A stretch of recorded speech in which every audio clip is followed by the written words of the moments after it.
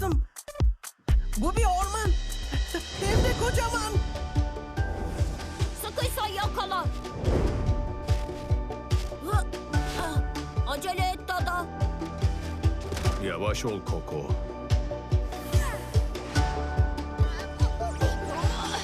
Çok hızlı çıktı. Orman Pokemon'ları harika. Ama kimse bilmiyor. O su örneği şifalı kaynağın varlığına dair tek kanıtımız olacak.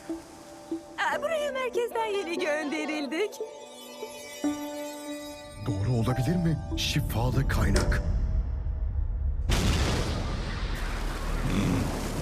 Gerçekten yenemeyeceğim biri ortaya çıkarsa...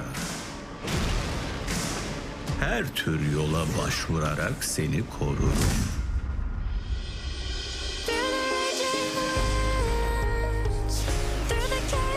Bizimle mücadele edeceksin.